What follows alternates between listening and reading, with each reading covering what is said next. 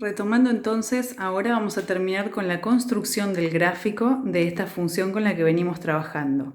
Lo que hice fue recuperar todos los elementos que en el video anterior habíamos obtenido, los elementos característicos, me los sinteticé en esta columna de elementos y lo que vamos a hacer ahora es trasladarlo al gráfico cartesiano para que ustedes puedan observar cómo se construye y qué función cumple cada elemento para terminar viendo la parábola finalizada.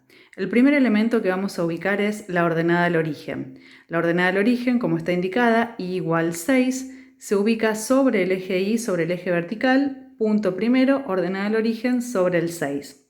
El segundo elemento a marcar es el eje de simetría. El eje de simetría no se marca con un punto como lo acabamos de hacer con la ordenada al origen, porque es una recta vertical que justamente lo que hace es transformar en simétrica la curva, es decir, lo mismo que ocurre a la izquierda ocurre a la derecha. ¿Cómo ubicamos el eje de simetría? Primeramente debemos considerar que dice x igual a 1 medio. Eso implica que nos vamos a posicionar sobre el eje x en el valor 1 medio, que es equivalente con 0,5. Hacemos 1 dividido 2. Entonces, posicionados sobre el eje horizontal, sobre el eje x en 0,5, trazamos una recta vertical con línea de puntos y eso es lo que corresponde a el eje de simetría. Siguiente elemento. Vértice. Recuerden que es un par ordenado cuya primera componente es x, que coincide con el eje de simetría, y la segunda componente es y, en este caso 25 cuartos. 25 cuartos que llevamos a su expresión decimal y es 6,25.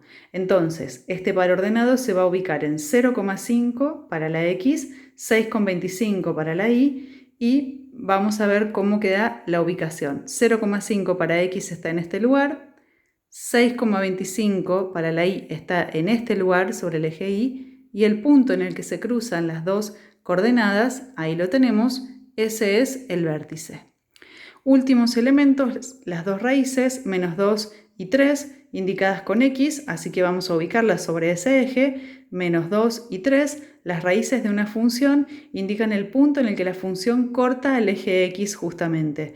Entonces ubicamos el punto en menos 2, en 3, y ven ustedes están indicadas con raíz y raíz, ambos puntos, y de esa manera construimos nuestra parábola. El primer elemento que dice ramas, que en este caso se abren hacia abajo porque ya habíamos explicado en el video anterior que el valor de A es negativo, recién constatamos esa apertura cuando logramos unir todos los elementos que explicamos anteriormente y lógicamente podemos visualizar que efectivamente las ramas se abren hacia abajo. Entonces, de manera completa, así quedaría el gráfico con todos los elementos característicos de este ejemplo.